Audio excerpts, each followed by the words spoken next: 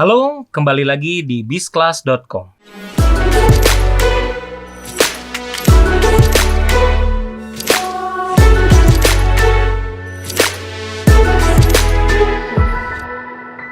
Perkenalkan, nama saya Adi Kersa. Pada kesempatan kali ini, saya akan membahas tentang metode STP. Metode STP merupakan metode yang dapat teman-teman gunakan dalam menentukan pasar dari bisnis teman-teman. Metode STP ini terdiri dari 3 komponen, yaitu segmenting, targeting, dan positioning.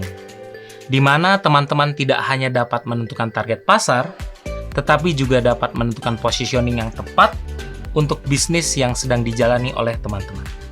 Metode STP adalah fondasi dari sebuah strategi bisnis teman-teman, di mana STP menjadi kunci perjalanan strategi dari brand atau produk yang dimiliki oleh teman-teman. STP berfokus pada efektivitas komersial, memilih segmen yang tepat, dan kemudian mengembangkan strategi penentuan posisi produk untuk setiap segmen dari produk teman-teman.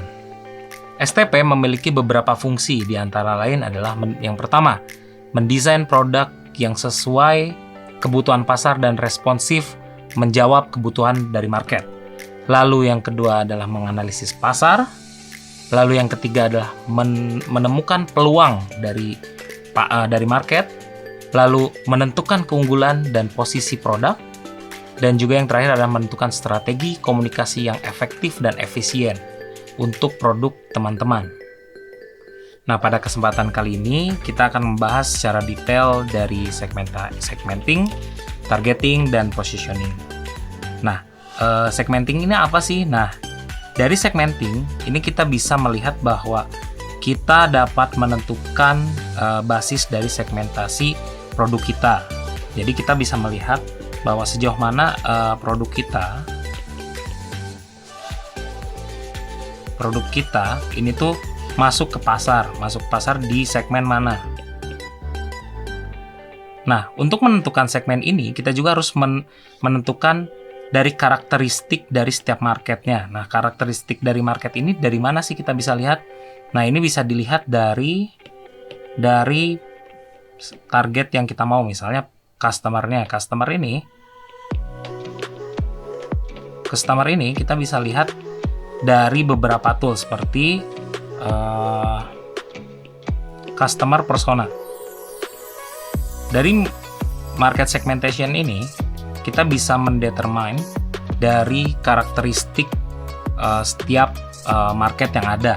Nah, untuk mendeterminenya ada beberapa tools. Biasanya untuk yang saya sering gunakan adalah customer persona. Nah, untuk customer persona mungkin nanti kita akan lihat toolsnya seperti apa, canvassingnya. Nah, lalu kita masuk ke targeting. Setelah kita menentukan target dari produk kita, baru kita memposisikan produk kita itu sejauh mana. Nah, untuk menentukannya, kita bisa lihat di positioning maps example di sini.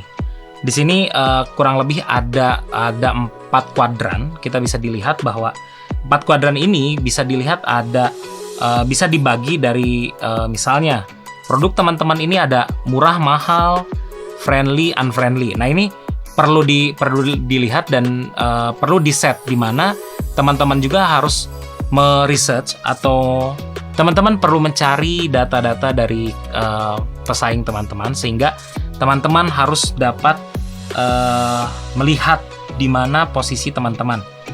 Usahakan teman-teman men-set atau menentukan positioning teman-teman yang di posisi yang positif, baik itu di kurva Y dan kurva X, bisa di sini.